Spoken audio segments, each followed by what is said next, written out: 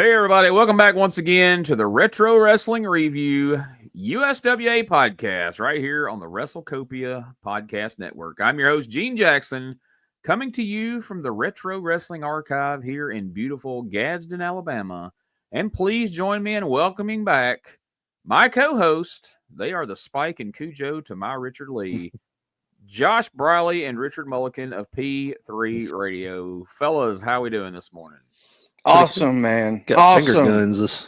Josh was finger banging you all over the place over there. That's my goal. Finger bang every single one of you out there. Even Eugene. Well, that's Eugene's problem then.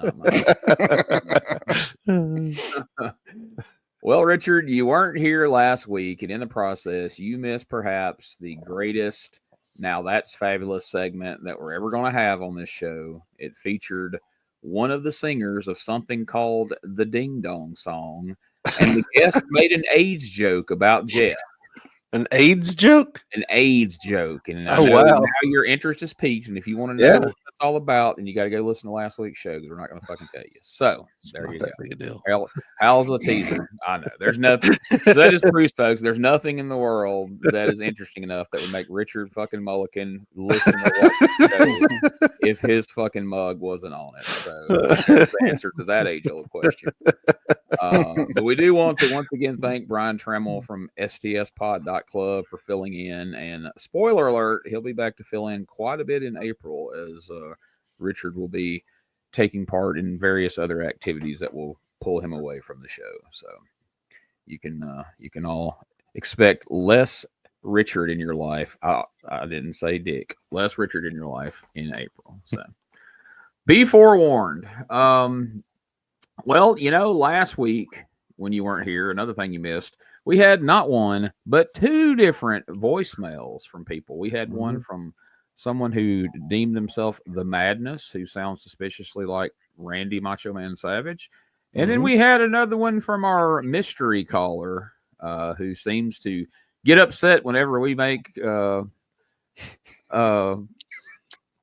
I guess whenever we question the booking around this time. He seems to take personal offense to it. I don't know why that would be, but we don't know who this person is because he hasn't officially identified himself, and we're not going to speculate. But he called back, and once again, Richard, he was pissed, and he let us have it. But unfortunately, after getting two last week, no one called 256 Egg Iron this week. So we have no voicemail for this week. So that's unfortunate. So did you do any research on the Mystery Man's claim about it being the highest rated show? I went and looked, and within the 1993 playlist, it's one of the most played videos of that playlist. I feel like you could have answered that question last week. Well, no, I went and looked. I had to go look. Yeah. No. I heard last week's, at least the first. He had to get in to see if BT minutes. talked about him. Yeah, he listened long enough to see if he wanted to shoot on BT. I had to listen to see if I had to owe any receipts or anything. Yes. No, I listened to the first part of it, and I didn't make it to. Fuck this. I didn't make it to the That's Fabulous because something came up. But yeah, I was thinking, Josh was, hey, y'all should look that up and see if that's correct. And I was like, I feel like he could have done that. Yeah, it was a busy week. I forgot to look it up. But we were just going to take Mr. Man's word for it either way, because I mean, how dare we question anything he says, right? So I would certainly. Well, he probably was there looking at the numbers as they were happening, so maybe he knows something. Damn right he was. So much tobacco spit in all those numbers. So as we are here in the 45th edition of the Retro Wrestling Review, 45 weeks of this, folks. So we are into 1993. So let's head back to October 9th, USWA Championship Wrestling. And Dave and Corey lets us know that we'll be seeing two new champions on the show today. And little do they know that Eddie Marlin's going to be informing him that we have one less champion than we thought we had as of last Thursday. But we'll get to that soon enough. We hear that later today we will be seeing the American Eagles taking on the Dog Catchers, which is fun because that's 2 tag teams where there's no guarantee of who it is under the masks at any given time. So we will be checking that out. We're actually going to watch that match since the American Eagles are involved. And they give us a few more teasers, but we'll just take it as it comes. So let's waste no more time. Let's get right into it. They get into it on the show, showing us a clip of last week's Jerry Lawler versus Randy Savage match for the Unified Championship. So let's check out a little bit of that action right here to start. Lawler takes him to the other side of the ring and slams a Macho Man. Oh, right into Frank Morrell goes the King. Randy Savage threw Lawler right into a rail and into the turnbuckle. Oh, he missed it. Lawler comes out of there after Savage threw him in. Oh, Savage caught him. Oh, boy. And Lawler caught him with fire. The King was a little surprised, but Savage sent the fire on the Macho Man. Oh, at the top of the right fist and knee. Oh, look out, Jerry. Savage got a chain over here. Oh, boy, he covers Lawler with that chain. Man, oh, man, did he bust Lawler with that right hand. That chain wrapped around the fist. 1, 2, 3. We've got a new unified world champion. Randy Macho Man Savage is going to be the winner in there. Savage is the winner in 13 minutes and 10 seconds. And the unified world heavyweight champion. Oh, look out. Here comes Jarrett. He raises the arm of Savage. And the chain falls out. And Frank Morrell has reversed the decision. What a great move from Frank. Thanks to a fabulous one-jump Jarrett. And Jarrett and Savage. So there you have it. After all that damn teasing, Lawler throws fire at Savage with little to no effect. Savage does the tired ass old hit him with a chain and stuff it in your armpit finish. And somehow, and everything we just saw right there, well, we'll let Eddie Marlin tell us about that in a little bit. But I know if I'd have been there, I would have certainly been underwhelmed with this finish. What did you guys think about it? I think you're undercutting Savage's like Matrix like dodging of that fireball, because at least from that camera angle, it looked like his ass should have rose up with no beard at all. Like, because that was a giant flame that Lawler threw at him. And somehow it completely missed all that hair, that wild hair hanging from Savage. My hair is coated with asbestos. Yeah. But yeah, to know what we know moving forward after what happens, yeah, I would be disappointed. But yeah, Lawler all but guaranteed that Savage was going to need to skewer up his ass before it was all over to finish him off on the barbecue. Like he was going to burn him and burn him up. And yeah, I expected like the Leatherface type thing where it was engulfed. That's what I was expecting after that promo. Yeah, exactly. And for once, it looked like it landed really, really good. And then that's the angle we take. My thing is just, it's 1993. How many times do you think the fans of Memphis have seen this hit the guy with the chain and stuff the fucking chain on your armpit, and then he gets his hand raised and it falls out? Right. I mean, it has to be in the triple digits, I would think, right? Oh, yeah. I just don't understand how, if you consider some of the people involved, especially since, Jerry Lawler, Savage, Vince has sent him down there. He could have had some input. He could have had Pat Patterson send a finish with Savage. You got Randy Hales. You got all these different people, and this was what we came up with. It's just, I don't know, man. It just blows my mind. Yeah, it may have been the same guy that was booking that, did the whole repeat, get the dog catchers and Boss Paul out there and we'll do the exact same thing. It's just, do that spot. It works all the time. Nobody It'll cares be about easy. finishes. Yeah, it'll be easy. Yeah, the only thing I can think of is like maybe certain people's private life was heating up, and maybe the screws were getting tightened at this point, and he just couldn't focus. I don't know. Perhaps. But we'll touch on this more later. We'll have to. So we'll move on. Excuse me. And it feels like the show is moving pretty fast because we start the show with clips of Lawler and Savage, and then we go right into this week's Now That's Fabulous segment already. And Jeff is with some basketball player. And guys, I'm going to be totally honest with you. This is the very first one that I straight up fast forwarded through the whole damn thing. I didn't watch 2 seconds of this fucking thing. I'm done with this shit. I get the reasoning behind it that Jeff shared with BT and that BT relayed to us last week, but I still don't give a shit. Did you guys find any of this interesting? Did you watch it? Did I miss anything good? I think the coach at one point told him he was fantastic. He blew his line. He's like, Jeff, you are fantastic. He's like, they had to cut. It's like, that's another babyface team from the 80s. I'm not fantastics. Yeah, I mean, it's like we went out and found this basketball player, and it's like when he was white, I was like, well, he has no credibility. Oh, a white basketball player thinks you're fantastic. That's great. Is he Larry Bird? No? Well, then shut up. Where Mac's like, I'll go find a black basketball player in Memphis. My God. Right. I'll walk out on Union Avenue right now, find 6.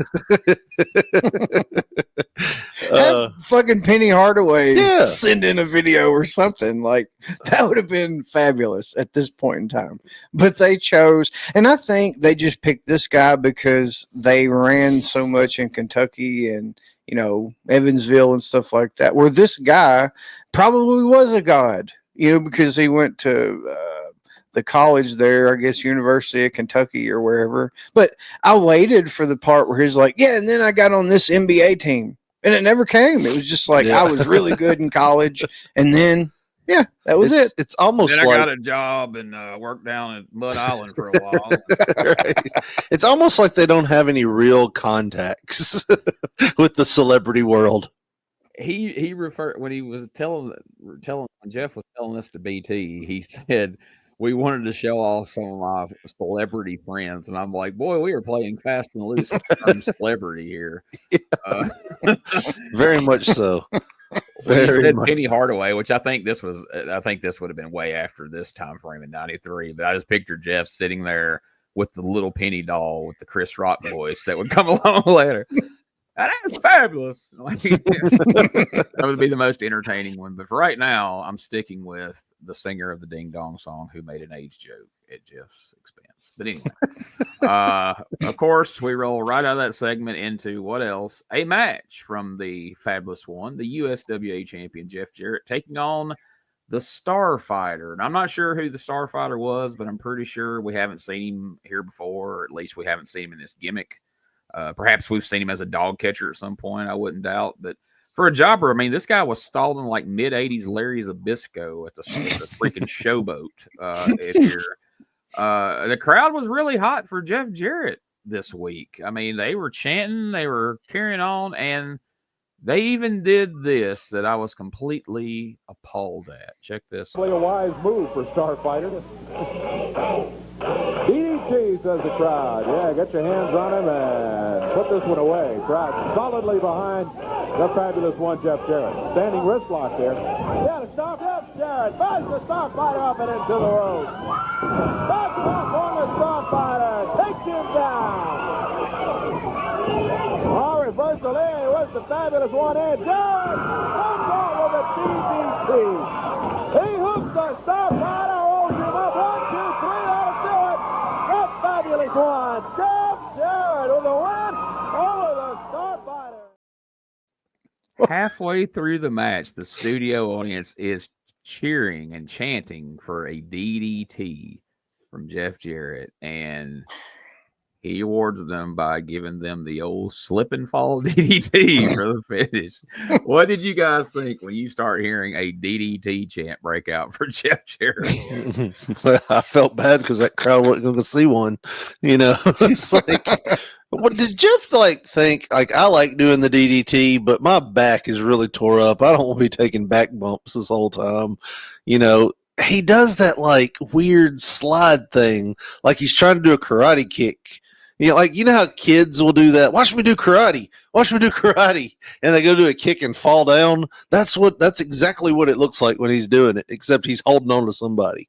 It's terrible. Well, I feel like he's somehow he's in the back and he's explaining it. And he's like, guys, I figured out this is probably the safest way to take a DDT on my part, and I'm just gonna keep rolling with it like that because WWF and such. Yeah, maybe he's trying to protect himself. I don't know. I imagine the part we didn't hear was a voice going, "Now here's your $5 when Jeff comes out. Y'all chant DDT." I hope so. That's the only logical explanation for this. It's like, once again, someone has managed to travel back in time and change history just to screw with us. Like, we carried on. Richard was the first to really spot it and start making fun of it, and then we all kind of dialed into it, how awful this DDT is. And then he stopped for 2 or 3 weeks, and we come to the conclusion, like, hey, somebody smartened him up and was like, this is awful. Vince McMahon is never going to let you on his television if he ever sees you do this. And now all of a sudden it's back with a vengeance. The last couple of weeks, we're out here. Now we've obviously bribed the crowd to chant it. I don't know, man. It's puzzling, but I had to clip that. Once I heard the fans start going, DDT, DDT, I was like, oh my God, I had to clip. Like, this is probably what drove Jake Roberts to drugs right here. It's like, hey, they're chanting for Jake to do the DDT in Memphis. And he's like, oh my God. Could you imagine if somebody started doing the diamond cutter or the RKO now, and they did it with that fucking fall down to the side? They hit their knee first, then fall. They grab the person's head, and then it's like they slipped in an oil spill or something. Yeah. So from there, we go to a video of Macho Man Randy Savage promoting this week's rematch with Jerry the King Lawler. And I went into this as I was watching it the first time, not at all planning to do a Savage clip this week. But then something happened that changed my mind. We've heard Bret Hart do his mock Southern accent. We even heard Kurt Hennig attempt to do a mock Southern accent. But I was not prepared to hear one from the Macho Man, Randy Savage. Check this out. All you did was buy yourselves a little time down there. Tennessee justice at its best, yeah. You made jackasses out of yourselves all around the world, yeah. You put Memphis, Tennessee, where the injustice happened, under a microscope. Now everybody knows how you do business down there, yeah. Everybody knows about the history that we have, yeah. Big-time history. And I whooped you right there in the Mid-South Coliseum. 1, 2, 3, yeah. And Jeff Jarrett comes down to ringside. And according to Vince McMahon and people all around the world, takes a chain and sticks it under my arm, and then the chain drops. And then that's where Tennessee justice kicks in. Bad to the bone with a heart of stone. That's what you guys are all about, aren't you? Yeah. Except for one thing. We called you on the carpet now. Mm-hmm. Made a big international incident, didn't we? Yeah, well, that's okay. You guys can say what you want about the situation. But this Monday night in Memphis, I'm not only going to be the new unified world wrestling champion, but I'm going to proclaim myself king of the hicks. Yeah, because I'm better than you are, Lawler, yeah. And the problem is that you know it, yeah. All your little politics down there, all your little stooges, that happen to protect you all these years, it's all come to a head. And now you're going to get found out, yeah. Litigation, you don't like litigation now, do you, boy? I'll tell you what now, eyes in back of my head, I need them, I know that. That's what Vince McMahon, this Monday night, is going to walk down the aisle with me and be in my corner, yeah. At the Mid-South Coliseum. Now, how you like that, boy? Huh? How you like that? Lawler, you're nothing but garbage. You understand that?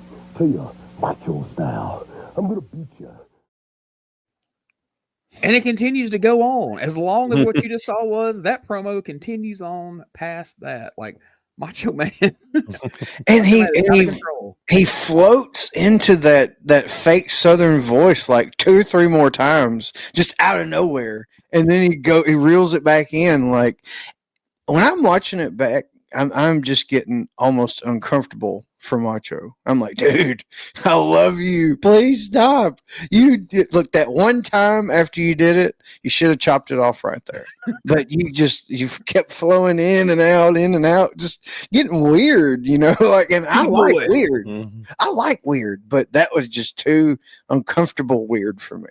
I thought it was better than Brett's or who's the other person that did it? Yeah, I thought it was Vince even did one. Yeah, I thought it was better than theirs. It was way better than theirs. It was more believable because it was deeper voiced.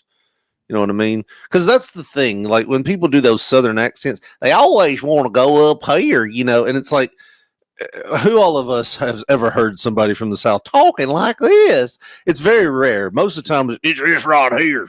It's a grunt voice, it's like, that's it. That's what it's more of a growl. Gomer Powell, that's about the only one that's got that voice he did. Exactly. First of all, even as Macho Man outfits go, boy, that one had a lot going on. As you look at it there, he had stars and planets and just colors everywhere, and it was something else. But bad to the bone with a heart of stone, that's one of the only times I've heard him use that line before. So that was interesting. But man, that's one thing that's caught me these last couple of weeks. I was talking to Ray Russell about this when we were doing the Memphis 85 show the other day. Doing this show has given me more of an appreciation for the timing of promos, strictly because anything over about 3 minutes, I have to compress them for them to fit on StreamYard. And we have to sit here and watch them in real time. And so I've gotten real aware of length of promos. Such is why we made fun of Jeff Gaylord so hard and continue to for what we call the never-ending promo. But holy shit, these last couple from Savage, they feel long, and then they get to what you think is the logical end point, and then it keeps going. And like you say, it ramps back up. You're like, all right, he's coming to the end. There it is. And he ramps back up again. And then he's like, all right, he's winding it up. And then he's off again. It's like, God dang, take it home, dude. Like, what are you doing? And some of these people on this Memphis show just really, really get out of hand with these fucking promos as far as length of promos. And I always assume when it's live, somebody's over there telling them to stretch it out because they're, somebody's running late for their match or whatever. But I mean, this was pre-taped. So he finished this. And they're like, Mach, that was 4.5 minutes. Like, yeah, perfect. Send it. King of the Hicks, he said. He sounded like it. As a kid, I was all about WWE. WWE over Memphis for me as a kid. I know that's probably not a popular thing to say amongst our viewers, but yeah, WWE was important to me. So like, if Macho Man would have said that and I would have heard it, I'm like, yeah, we are Hicks. Come teach us a lesson, Macho Man. I want to be educated. I want to be your macho boy. Teach me how to be a macho boy. I ain't got no daddy. Wonder how many of those were Master Terror boys. Oh boy. I'm gonna teach you how to be a terror. Little terror. You gonna be my little macho boy.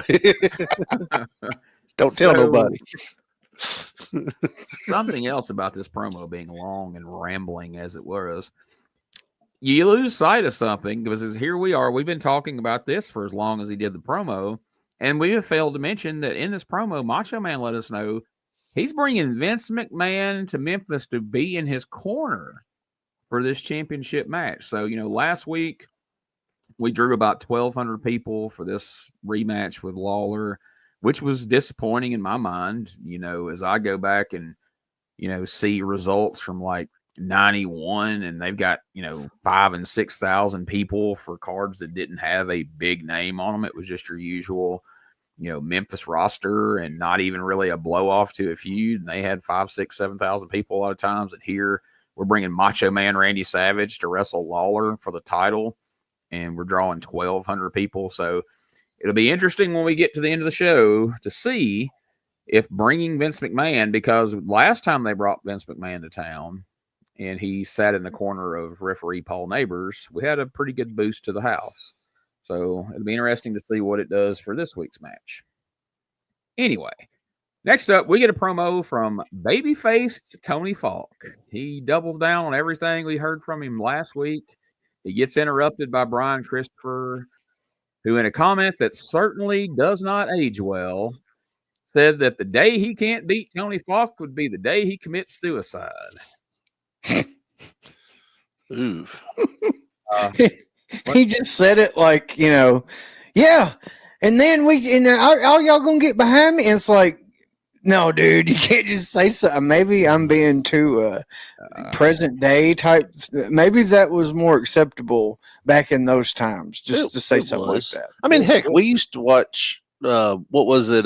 Ren and Stimpy.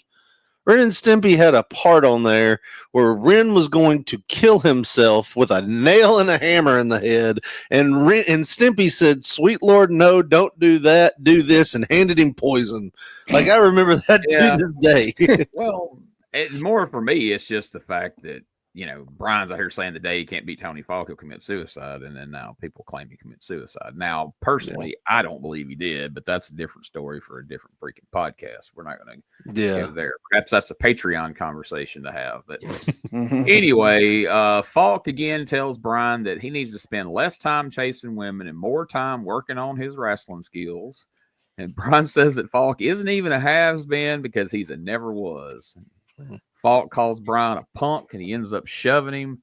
Things get out of hand pretty quickly after that, and that leads to an impromptu match between Brian and Tony Falk here in match number 2. And we have a decent little match that actually makes Falk come off looking like a credible opponent for Brian, which is kind of tough with the way they've used Tony Falk throughout 93 and the past in general. But anyway, he looks like he could be well on his way to getting a win over Brian Christopher at one point when Tony Adams comes in and manages to basically leg dive Tony Falk and take him down, which was quite shocking.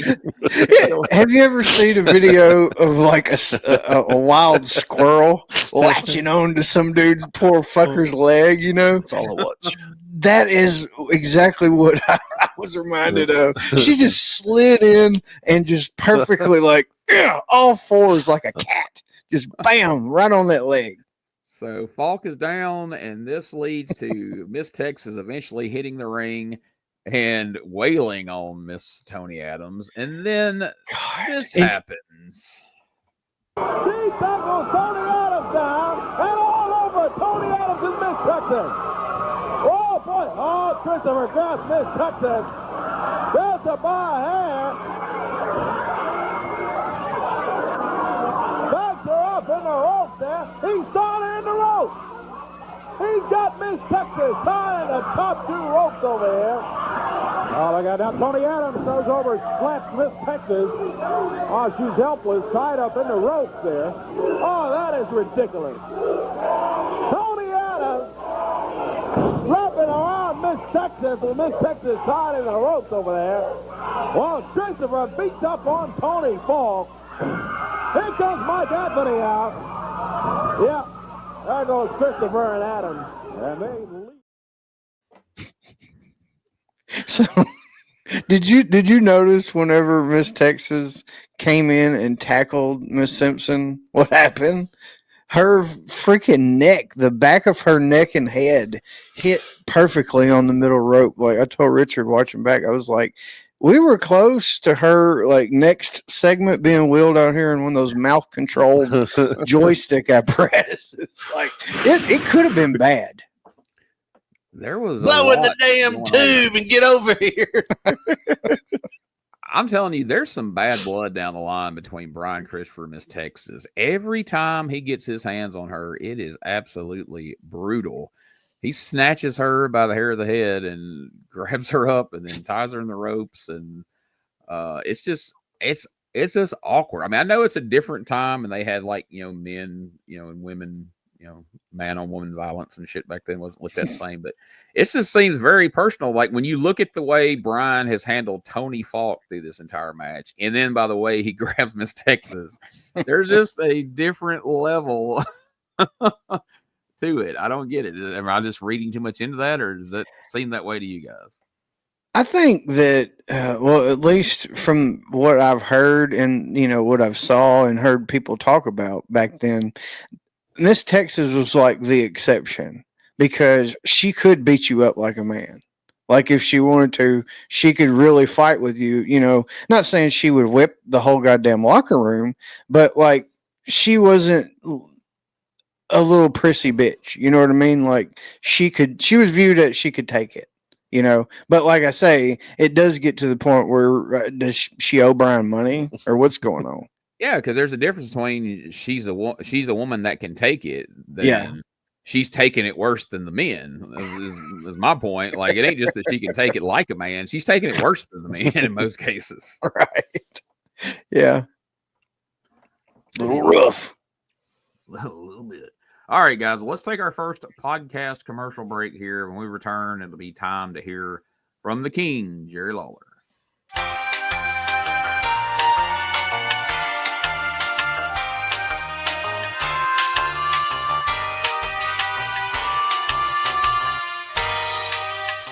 Hey guys, Ray Russell here, curator of the WrestleCopia Podcast Network, inviting you guys to listen to many of the programs here as part of the WrestleCopia brand, including, but not limited to, the Wrestling Memory Grenade, currently covering the 1988 and the WWF project. You can also listen to the Regional Wrestling Podcast, where we talk the territories. You can also listen to the Wrestling Stoop with the legend himself, Bob Roop. But that's not all. You can also check out the Pro Wrestling Academy with the professor of Puroresu, Mr. Dan Ginnity. Dan and I go back in time and cover the history of Japanese professional wrestling in the English language. And you can listen to all of those shows and more, all part of the WrestleCopia Podcast Network, located over at WrestleCopia.com. That's WrestleCopia.com, and anywhere your podcast streaming needs are met. So if you're looking to support that next up-and-coming podcast brand, please consider making it WrestleCopia. Hey guys, this is Wolfie D from PG-13. Check out my podcast, Live and in Color with Wolfie D, every Monday at noon. We're talking Memphis, we're talking ECW, WCW, WWF, everywhere that I've been. We even have some great guests, some Hall of Famers on the show with us. Every Monday at noon, Live and in Color with Wolfie D. Jackson, Tennessee, get ready for a night of non-stop laughs at Cody's Sports Bar and Grill. On May 10th at 7 p.m., we're bringing some of the best comedians in the area to the stage. Tickets are $10 at the door, but why pay more? Grab yours in advance for just $7 at codyscomedy.eventbrite.com. Great food, cold drinks, top-tier comedy. What more could you ask for? This event is 18 and over, so make sure you bring your ID and your best sense of humor. Comedy at Cody's Sports Bar and Grill, May 10th, 7 p.m. in Jackson, Tennessee. Be there. All right, guys, we're back. And next up, we get a promo from Jerry Lawler, who explains away the reason the fireball wasn't sold by Savage was because his aim was off due to being scared of the fire himself. Do you think it was just a matter of somebody pointed out, like, hey, Savage didn't even sell the fire? And, like, do you think he had to just go back and retroactively make it sound? Because, like I said, as far as, or you said, Josh, I should say, that fireball looked like it was dead on, like more so than a lot of others. So I wouldn't have assumed that Lawler's aim was off or that he was scared of the fire, which is an odd thing to say after showing a video last week of him throwing fire 20 times and he can't shut up about it. But come to find out, he's a little nervous about doing it himself. Just seemed like a weird explanation, but it also shows that even he, after seeing the footage, is like, I got to address the fact that we spent all of last week building up me throwing fire. It looked like I burned his face off, and he didn't even sell it at all. Yeah. I was sitting there thinking, I was like, he has to have a burn ward named after him, doesn't he? That'd be cool to have a shirt that says Jerry Lawler's burn ward. You know, that'd be kind of fun. But no, man, that is crazy that he no-sold it. And one of the things I noticed during the video was, like, it took him forever to throw it too. Like, Macho had to stop and look at him. Like, even Josh, when we were watching the video back, was like, "What are you doing? What are you doing?" You know, like he just had his back to him. It's like, is he touching his picker? What's he doing? You know, like, that's what it looked like. You're like, what in the heck's he? Oh, he's going to throw fire any day now. He's going to do it. So Macho Man had enough time to duck, dodge, and dip and dive and dodge, you know, whatever he needed to do. But he didn't. He just flat out didn't. And then when Savage hit him with the chain, it was, I guess, supposed to look like Lawler was going for another fireball because he was bumbling around in his pants again. So, like you say, it's either he's having trouble with the fire or he's found a spot on his dick that he is suddenly very concerned about. That little girl lied, but anyway. Then he goes into the stuff on McMahon and what a bunch of lowlifes that the fans in New York City are. Then he says Vince will be in Savage's corner. So he's bringing downtown Bruno to be in his corner. Bruno comes out. He says that all the people up north treat him like he's redneck, like he's a redneck or he's some kind of white trash. I can't imagine why anybody would treat Bruno that way up north. He puts over Wiles, Mississippi, as always. And at one point, he calls Vince the stupidest man on the planet. To his credit, though, Bruno is looking very sharp in his suit this week, more so than perhaps even Dr. Harvey Whippleman ever did. And he gets in his patented line about what his mama says. What did you guys think of downtown Bruno out here for this role against Vince McMahon? I thought it was hilarious that it was getting close to the 3-minute mark, and then Lawler spoke up. He's like, all right, let's not go as long as Macho Man now. And he wrapped it up immediately. But I think they kept letting him go, and he was feeling it, and he was just hitting line after line, and he was long stroking it, and Lawler let it happen. It was like, man, this is good. But when it got a little long, he's like, reel it in there, Bruno. I like that because, like, well, at least somebody in Memphis is looking at the time when these promos are happening. I mean, he don't really. I guess Lawler has carte blanche to do it in his own promos, but if somebody else is going, he's like, "All right, Savage, calm down." Dave then pitches to a promo from Vince McMahon, and if I'm being honest, while I've enjoyed most of these heel McMahon promos, this one was definitely my least favorite of all the ones we've heard so far. The in living macho vision shit with the glasses just felt kind of lame to me, or I don't know, maybe I was just in a bad mood because this whole promo just didn't land with me at all. How did you guys feel about it?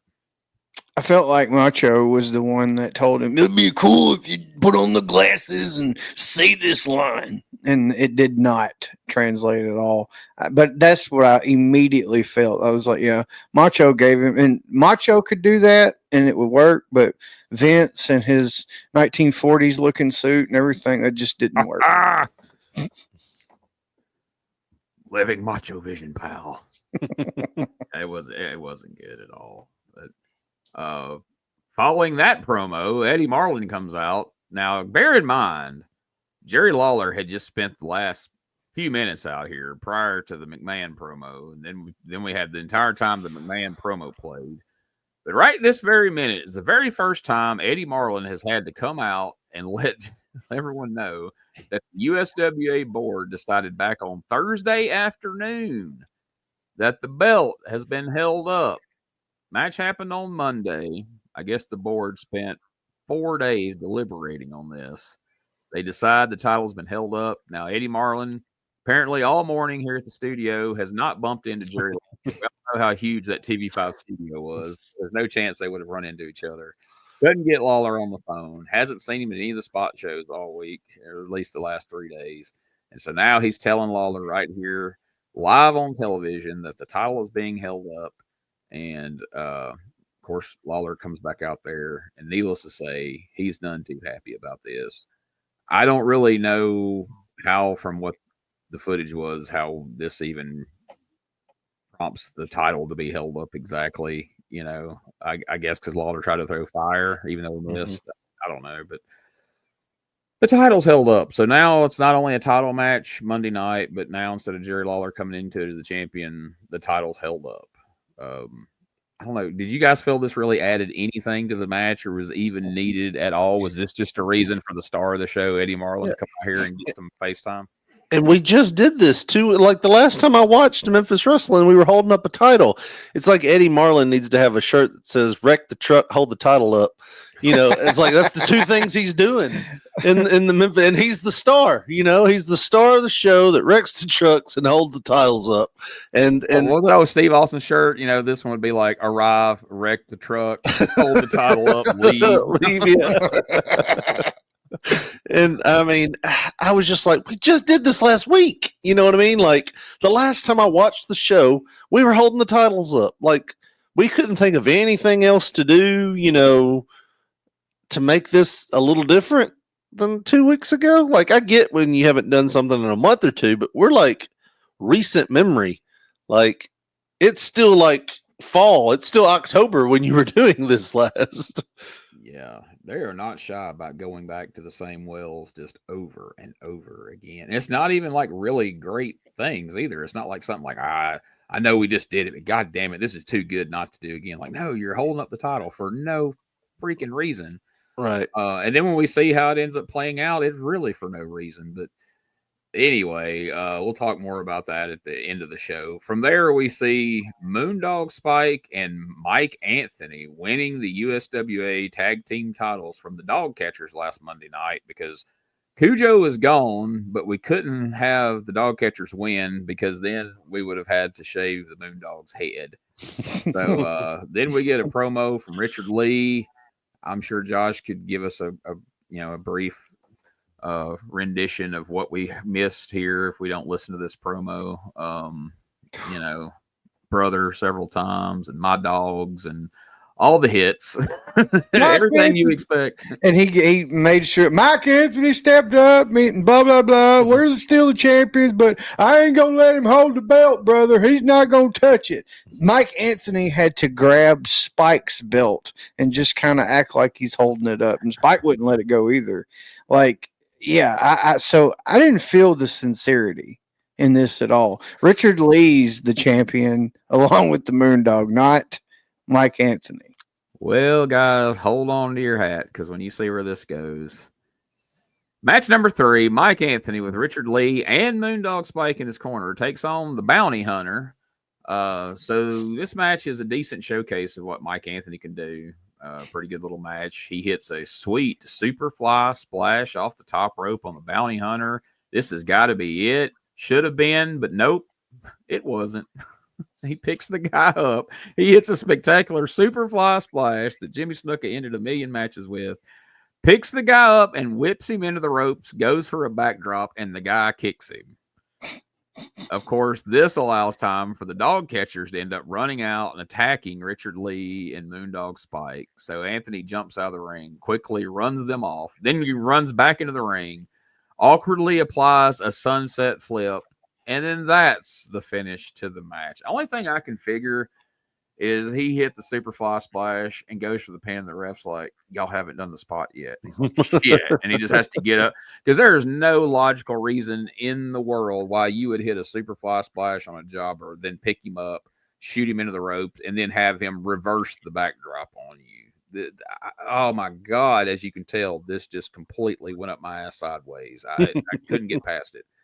So after he gets the pin with the awkward sunset flip, what happens, of course, they run out again, and we have a brawl, and we fight into the commercial break. It feels weird to me that Moondog Spike and Richard Lee are getting their asses handed to them by the Dog Catchers and Paul Neighbors, and Mike Anthony's has to go out there and quickly run those guys off for the Moondog. It felt this completely ass backwards. I mean, I already know. I don't have to ask Richard. What did you think about this segment that involved the Moondogs? But here's the thing, Josh.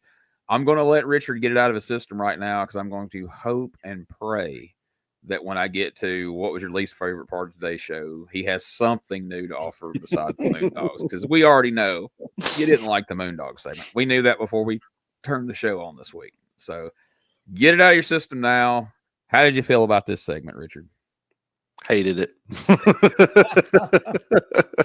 The Moondog segment. We can't pluralize one person. I know he's fat, but he ain't that fat. For those of you who ever watched In Living Color back in the day, like this is like men on Moondogs. What'd you think about the Moondog segment? Hated it. Yeah. You need a little hat up on top of your tiny hat on top of your head there, Richard. Maybe that's gonna be a new shirt coming soon to the hated it. Just says hated it. Picture of a moondog on there. No, we can't have a picture of a moondog. Or No. Will get taken Have a silhouette. That way it's kind of like, it implies something, but not so much. I would rather see a dog on the moon than the Moondogs. And I loved animals. And, a dog on the moon would just be cooked because the UV rays and stuff it'd be a terrible thing. It'd be like a Sarah McLachlan commercial. But I would rather see that on my TV screen than the Moondogs. Poor Mike Anthony. When he first came in, I felt like he had a big upside, and this is somebody new and exciting that could really, we could latch on to and see some different stuff from. And then he got put into this like brief 1 or 2 match thing with Brian Christopher that just kind of fizzled out before it even got started. Now he's been saddled with the Moondogs. It's like, man, they all have tied an anchor to this guy's ass ever since he got here. What did you think about it, Josh? I was just, I'm over it before it's already started. Really good. I feel like, they're using him as the utility because he's a good-looking young guy. I think that they feel like he's got this momentum behind him because, you would think a guy looking like that around this area, he'd be able to sell as many gimmicks as he wanted. The girls would love him and all that, but he hasn't like latched on. Yeah. I don't know how to describe it. And now that you're making him a part of the Moondogs, even putting the belt on him, that doesn't it doesn't create that feeling that we need with him, with me. I'm just like, this ain't going to last long. I knew back then as a kid, this will not last. It doesn't feel right.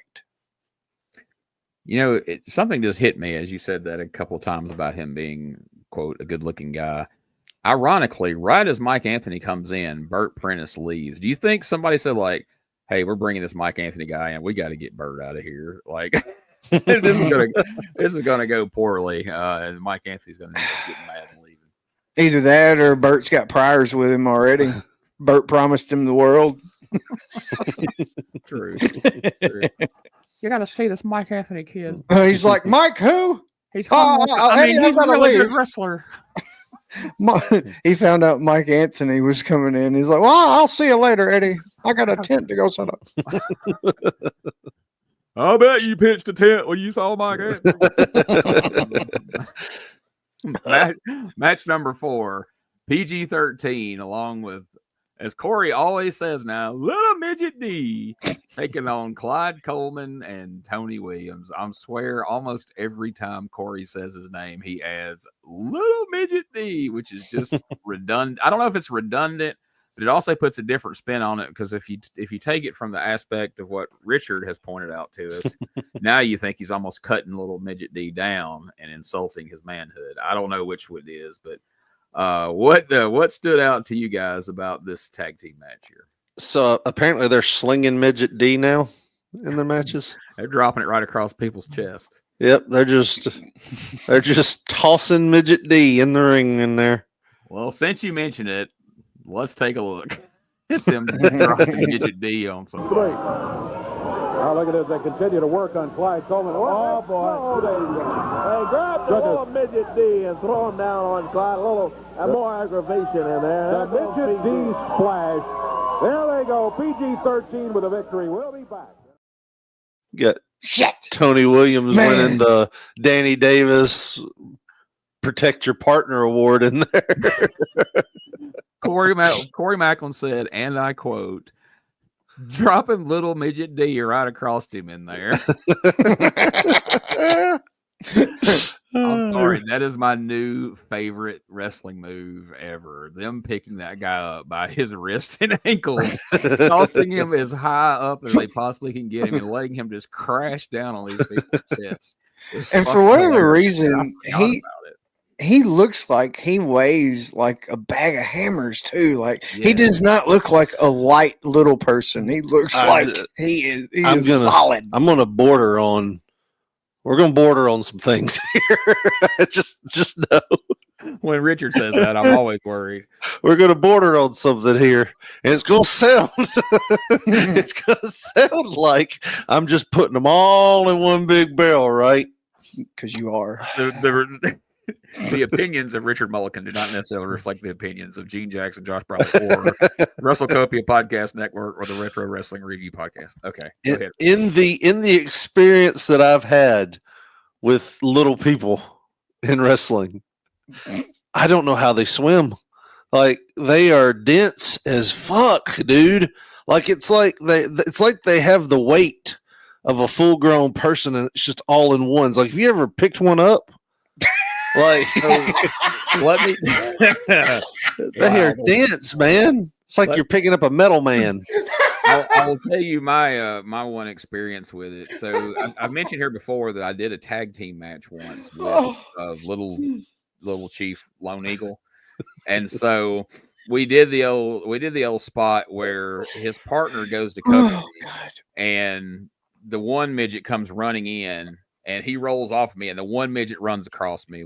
He was the smaller one. He was the son of the midget.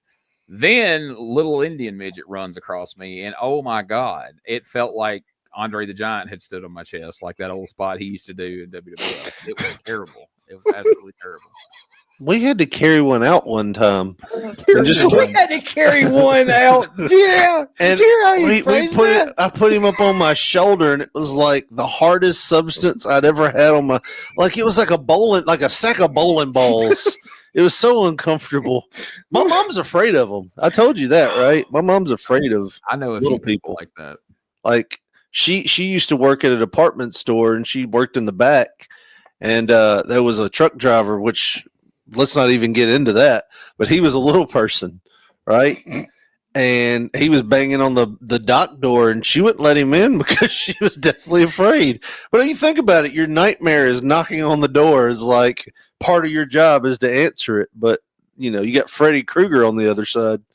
It's crazy. I asked someone at work one time, is there anything they were afraid of? Like, I was somebody I managed. I forget what the context of how I asked them this, but I was like, is there anything you're afraid of? And he's like, clowns and midgets. And I was like, so Dink the Clown would be like your ultimate like nightmare fuel, you know, like it's everything you're scared of in one person.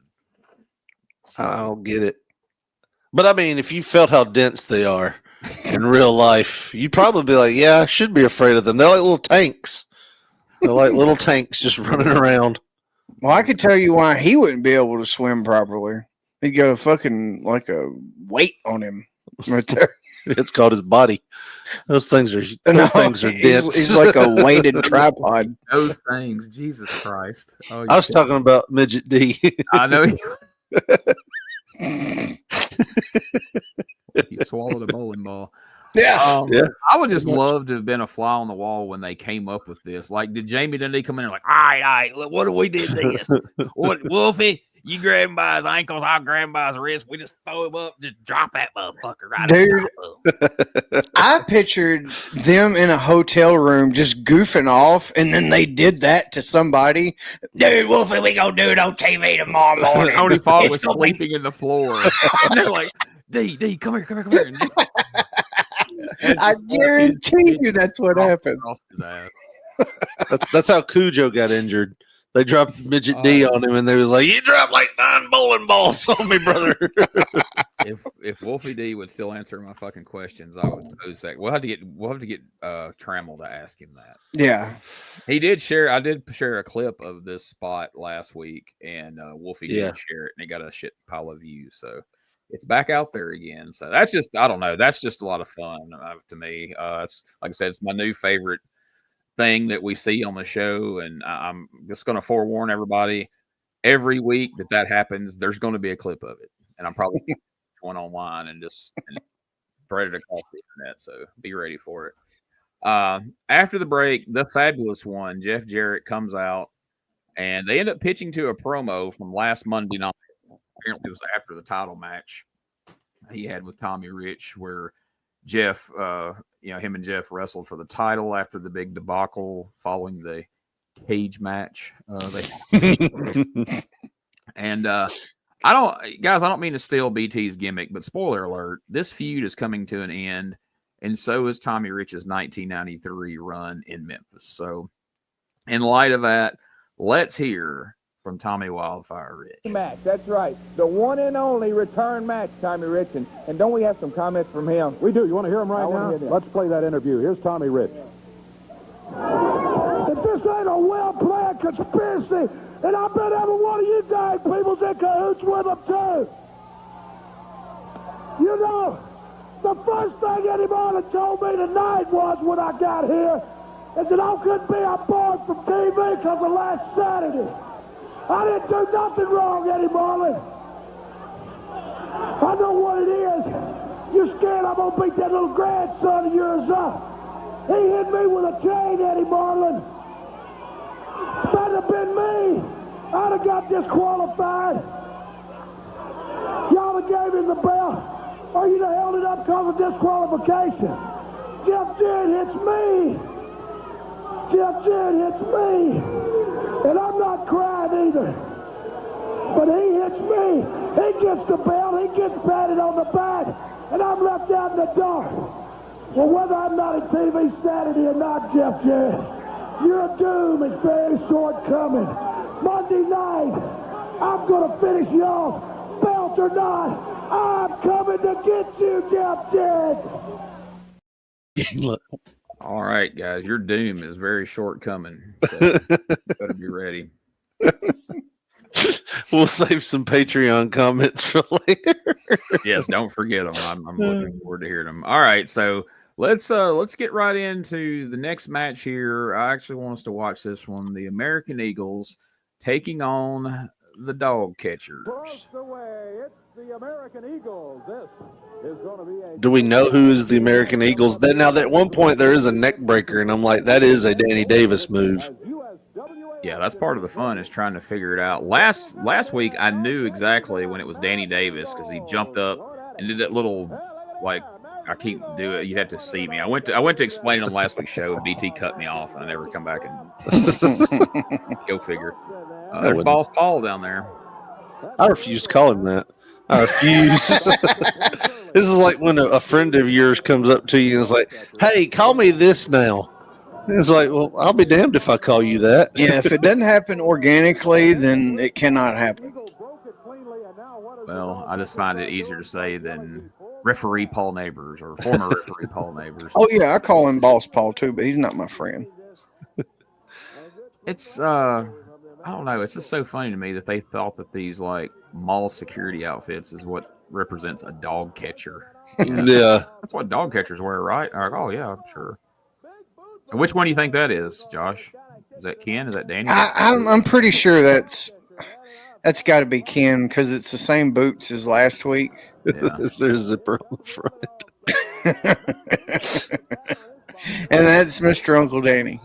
All right. Because them red boots. And then you'll see the way Yeah, that's Danny. Yeah. Did your grandmother make these outfits? She sure did. How did she do the eagle on the front? That's airbrushed. Ah. The front and the Your back. grandmother airbrush? No. Yeah. She had a kiosk in the mall. Now come on in. What you want? You want an eagle or a star? I'll paint Panama City Spring Break 1992 on there if you want. So what would your grandmother say about the American Eagles, Richard? You can polish a toad all you want, but it's still a toad.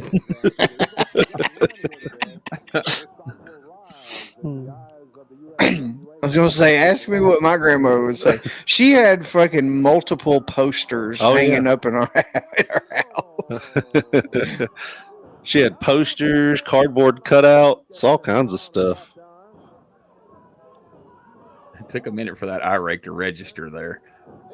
Big hip toss. Josh, didn't you have a clock too that you were trying to give away? That's Nightmares. I ain't trying to give that away. But it's a giant fucking clock. He's got a wooden clock made of pure oak. Uncle Daddy and Ken from It's like half a tree. from the Continental Days. They didn't sell a lot of them. Imagine that. No, Get your hand trucks and get out to the concession stand. a fan gave that to my uncle. he had Your made uncle's like, it. I don't think I'm gonna fit this in the My high uncle's rise. like, Call me out here to the truck. I made you something. He's like, Bring it dude, in. It's like sitting out in the third row of that thing. dude, I am in a Camaro. There's no way I can get that home. Well, what's your address? I'll follow you. Shipping this thing's gonna be a bitch. Me and Boss Paul will load that up and bring it to your house. No, we're not doing that either. I just finished putting the 12th coat of lacquer on it. It's gonna run great. Now, to be fair, it did look good. It did look good. It looked heavy as motherfucker. It was. I mean, it's in my shed right now. Make sure you put that on a wall with a lot of studs. I've got it where just Uncle Danny's peeping out. I've got Ken hidden. He's locked away, so to speak. You put him behind the little hand. No, It doesn't work because he's always by the little hand. That's a recycled Michael Jackson joke, but it works. Worth it. It is absolutely worth it. When the big hand is on the little hand. Oh, man. I would have rather seen the Nightmares here, but I get it. yeah. I guess they were just trying to do something different because you never know. Like, maybe a lot of people, I guess, would try to like repackage themselves, try to be better, doing something different, and maybe patriotism was at an all-time high during this time period. I'm not sure. Well, that you could, your Uncle Danny had some things going on, so you could just plug in someone else if need be, as clearly they end up doing from time to time. And you couldn't do that as a Nightmare. Right. Maybe that's what you should start doing with your co-host on this show, Gene, is putting them under a mask. Yeah, Oh, you can just slide whoever. Some American Eagles matches are masked for y'all all to wear. And That way, when I'm not here, you can just sub anybody in. well, when American Eagle popped up with a fucking hat, that damn fedora on, it'd be kind of a giveaway. Looking off to the side.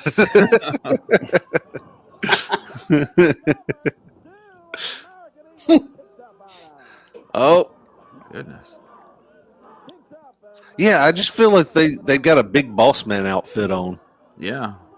Like, shitty big boss man outfit. Like, it feels like just like broke ass big boss man, little boss man. What we can call them.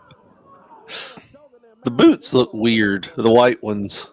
Yeah, those pants tucked into white wrestling boots is not a good look at all.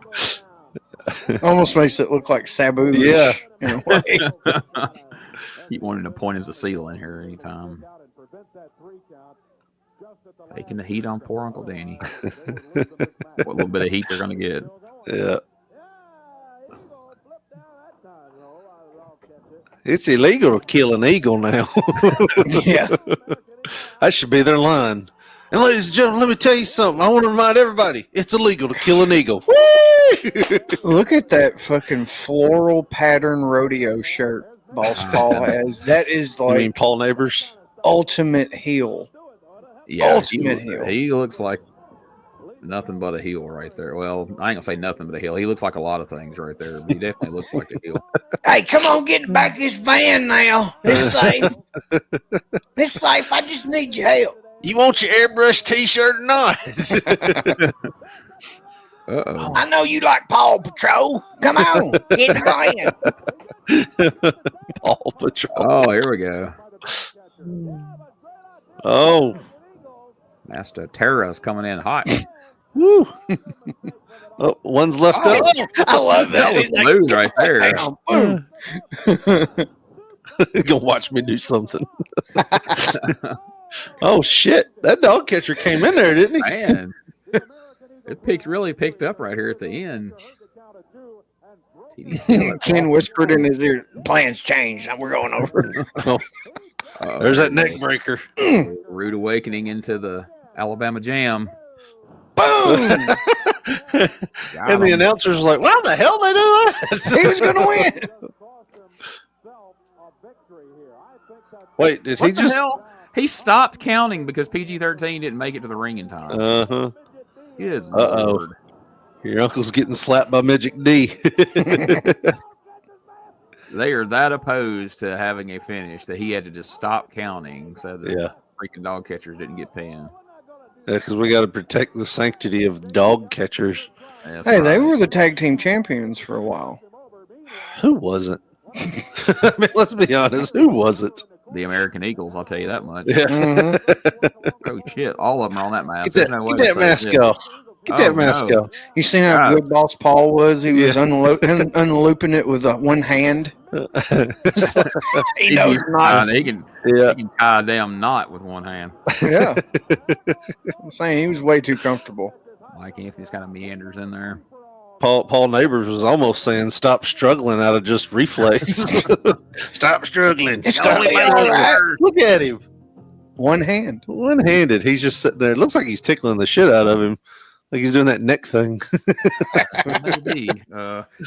All right, so there you have it. That is the main event, and what a disappointing. They've got them pinned. They hit their finisher.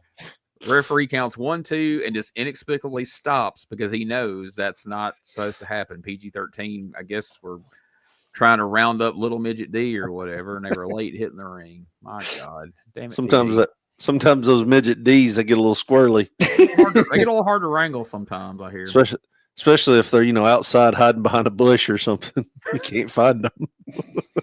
So let's take our final podcast commercial break, and then let's hear what the card's going to be for Monday night at the Mid-South Coliseum.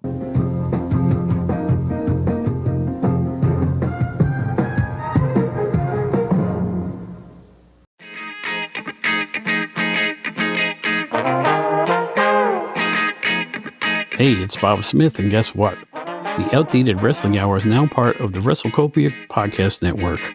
But hey, no fear, you're still going to hear the unique guests, comedy, music, authors, journalists, funny people.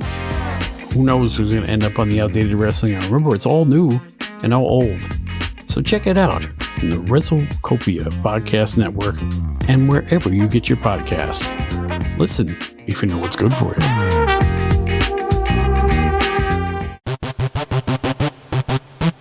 Ladies and gentlemen, welcome to Give Me Back My Pro Wrestling, the podcast that's based on the old school but can still help you find the good stuff from today.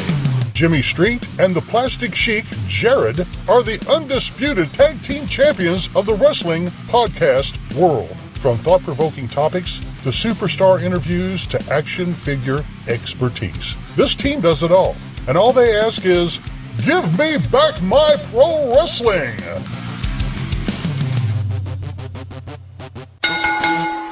Every other Thursday, wherever you listen to podcasts. This is Wrestling Nostalgia, the podcast that dives into wrestling history. Hey, wrestling fans, I'm Dave Dynasty, and if you enjoy podcasts that are knowledgeable and history-driven, then Wrestling Nostalgia is for you. With great guests and fun interviews, there are over 200 episodes in our archives. We chat with several first-time guests and often cover topics not discussed on other podcasts. Look up Wrestling Nostalgia on your favorite podcast platform and visit all of our links at linktree/WrestlePod. That is linktr.ee/RASSLEPOD. And remember, wherever you go, whatever you do, be good, be safe, and keep on growing. All right, guys, we appreciate all our sponsors for the show here. And right now, let's hear what the card's going to be down there Monday night at the Mid-South Coliseum. South Coliseum, the opener. Missouri Tiger Jeff Gaylord goes against Jim Dotson. Doug Gilbert will be back. He'll be going against the Spellbinder in a single match. PG-13, Midget D will be in the corner. I'm sure that hubcap will be along too. They'll be going against the American Eagles, but they won't be able to jump them after the Eagles have already been involved in a match this time. Mixed tag team match comes up after that. Brian Christopher and Tony Adams going against the legend Tony Falk and Miss Texas, all four of them involved officially in this match. A grudge match coming up after that. You got the Moondog's hair, Moondog Spike I'm talking about, his partner Mike Anthony. They are the USWA Tag Team Champions. It's the Moondog's hair against the masks of the Dog Catchers. The Dog Catchers will have Paul Neighbors in their corner. Richard Lee will be in the corner of Moondog Spike and Mike Anthony. It's the mask against the hair. No time, no disqualification. Return USWA title match. The fabulous one, Jeff Jarrett. He has the belt. There is a return clause. Wildfire Tommy Rich gets his chance, maybe his only one, to take the belt from the fabulous one, Jeff Jarrett. Then, the unified title at stake, the King, Jerry Lawler. And a little bit earlier when I was telling you about this card, I thought that he was the champion. We all did, but then Eddie Marlin has made the announcement. The belt has been held up. It'll be the Macho Man, Randy Savage, Vince McMahon in his corner, and the King, Jerry Lawler, who announced here today he will have Downtown Bruno in his corner. The unified title will be at stake. I couldn't. Oh, sorry. I was going to do an Eddie Marlin for Richard. Please do. He's going to do Eddie Marlin. Yeah, I was just going to say, hey, guys, I forgot to get... Quit. Let me out of here. I expected the screen to roll over all of a sudden. But no, we were just having fun talking about this. But I think that we literally just forgot to do this shit at the beginning of the show, and then they realized, oh fuck, we got to get Eddie out here and hold the belt up. Yeah. And that's why they plugged him in like an hour late, because they forgot. We did that whole thing. They're sitting in the back talking about it. I was like, oh shit, it's 10:30. We got to get out of here. But the title being held up in the end really plays no real relevance to this match at all, because the same two guys are going to wrestle for the title. Whether Lawler wears it out there or not, it's really no real consequence. But all right, so let's go through and ask you the questions we ask every week. What was your least favorite part of today's show? I did not like all of the interview segments. It felt very interview heavy. You know what I mean? Like, I guess it was the length of the interviews. So you had your Macho Man interview, you had the Fabulous One interview segment thing that he did. It just felt so heavy with that, when we could have squeezed in a match or two in there too, you know. That was just like, for me, if I just see a lot of interviews, I'm just like bored by it. I want to see a match or two. So yeah, that was my least favorite part. Josh? Mine, it has to be the finish with the Moondog and Mike Anthony.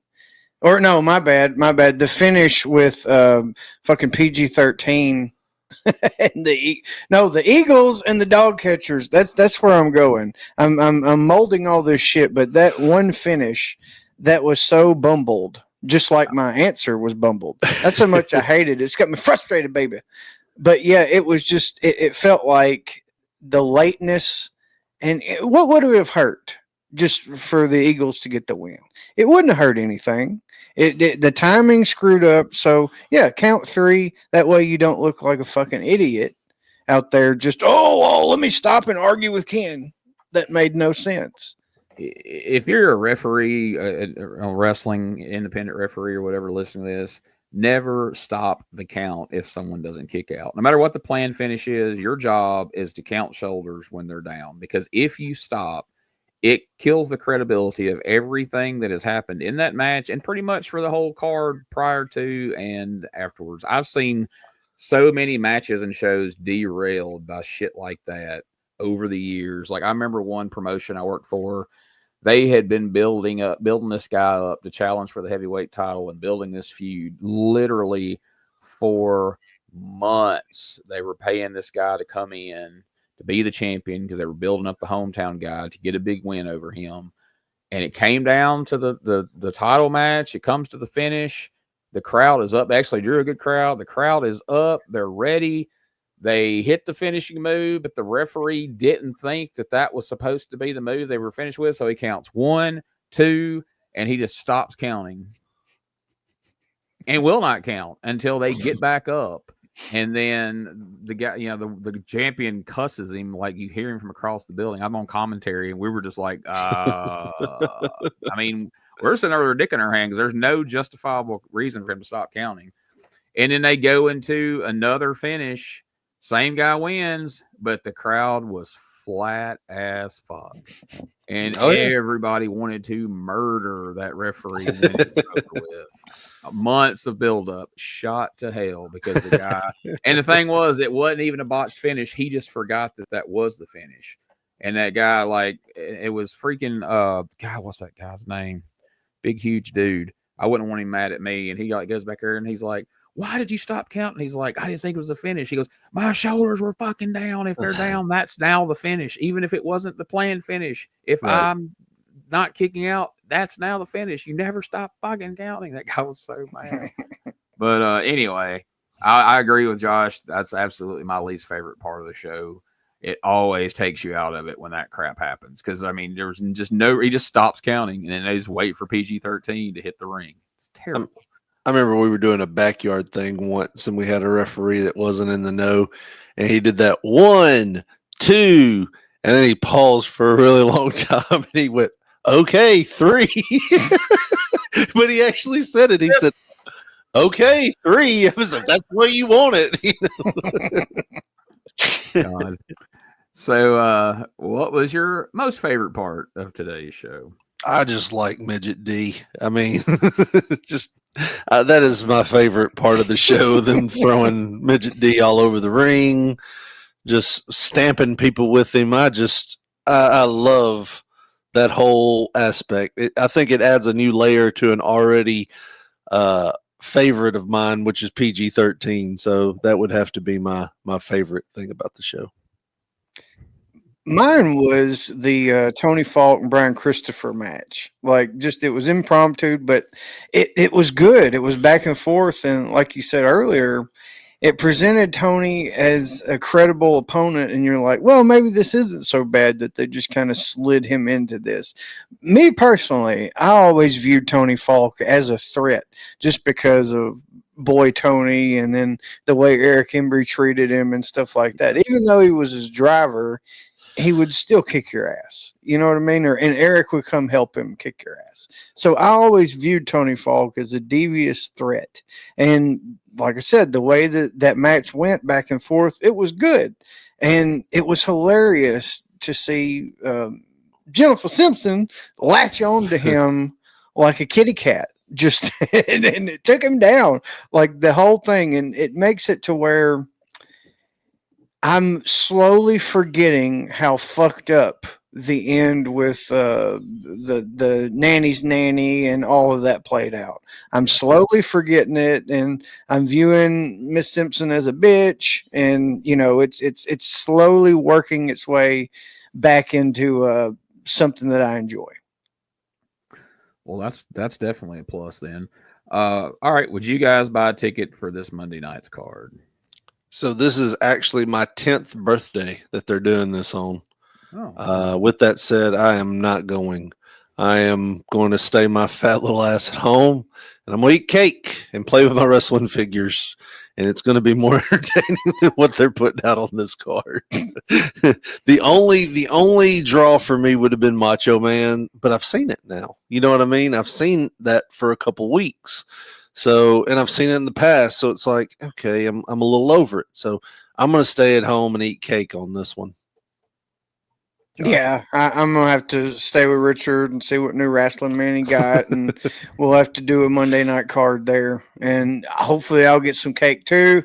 And, yeah, I mean, like he said, we've seen Macho Man, and anytime Macho Man would come to Memphis, I would want to go and see him, but I mean, we're on like number 5 now, and he was just here the week before, and it ended the way it ended.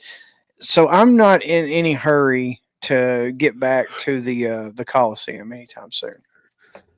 Well, guys, October 11th, 1993, Mid-South Coliseum. Apparently, despite the fact that the Macho Man is here challenging for the title once again, despite the fact that Vince McMahon is going to be in his corner. Apparently, most of the people in the USWA viewing area felt the same as you, as we only drew 850 people.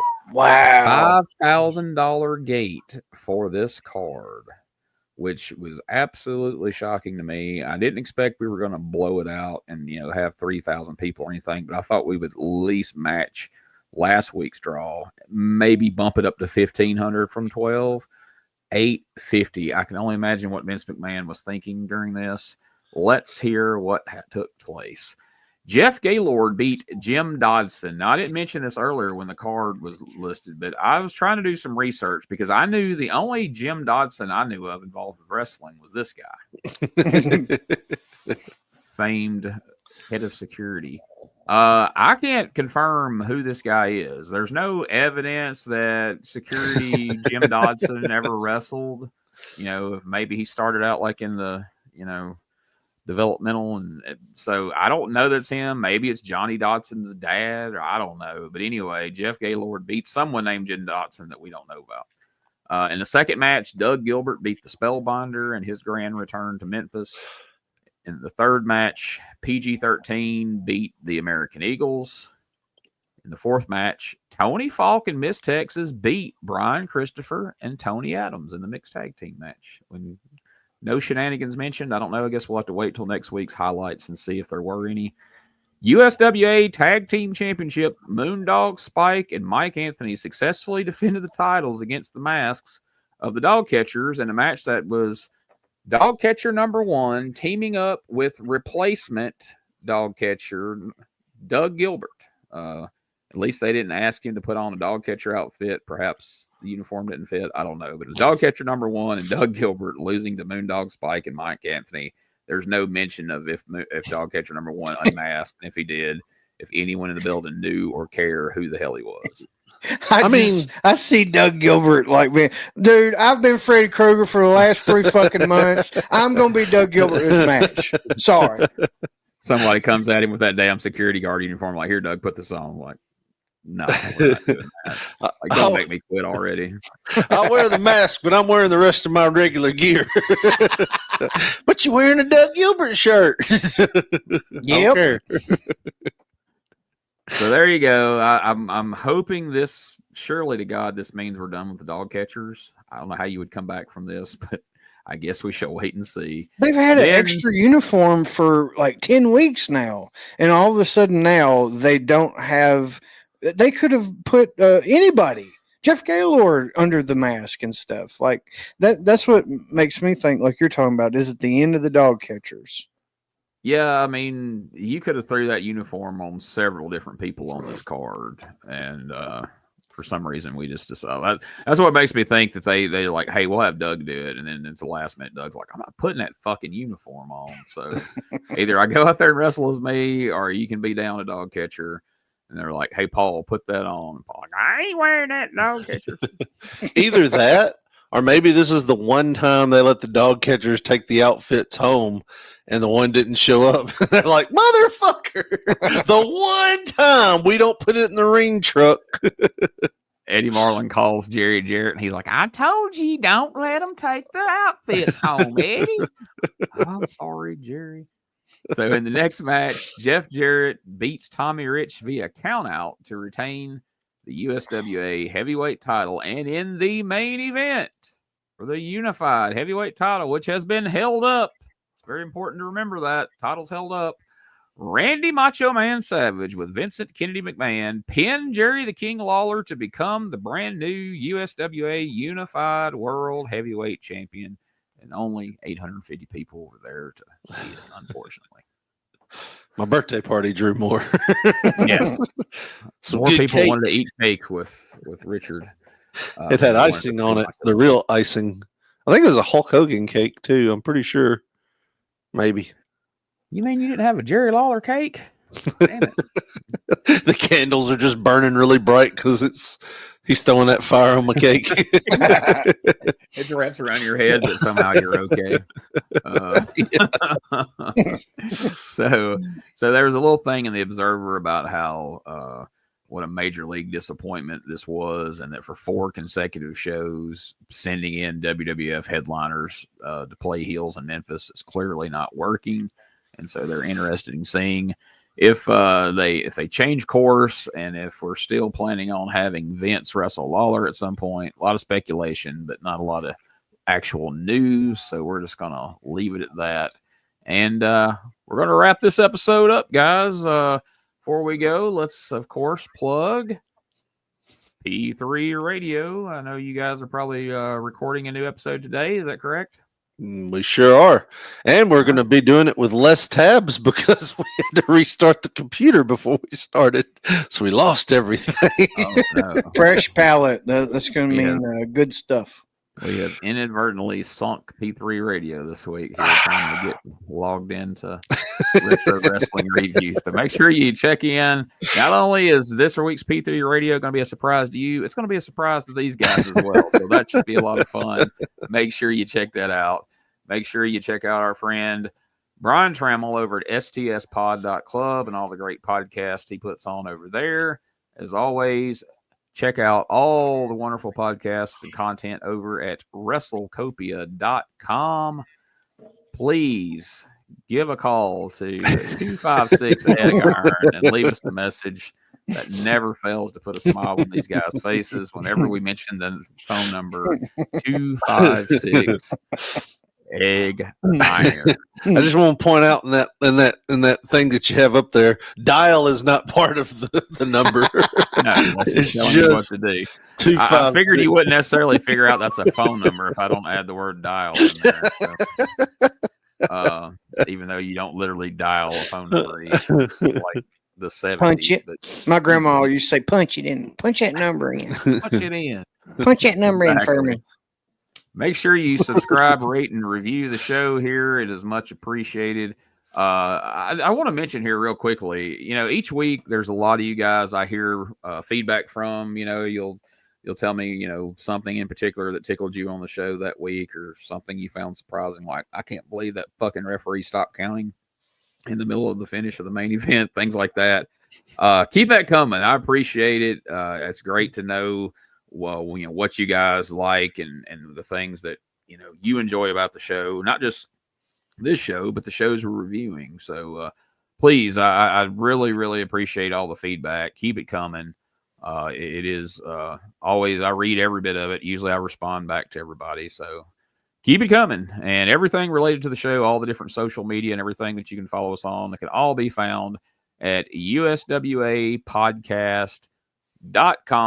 And of course, check out the YouTube channel over at youtube.com/retro wrestling archive. Anything else we need to plug, guys, before we get out of here? I don't think so. I think we got it all plugged in. All right. There may be something else that Richard wants to plug, but I can add that commercial in and post if he wants me to. We won't. Yeah. We'll start talking about that here next week. But anyway, that's it for this week. Thank you all once again for checking out the Retro Wrestling Review USWA podcast.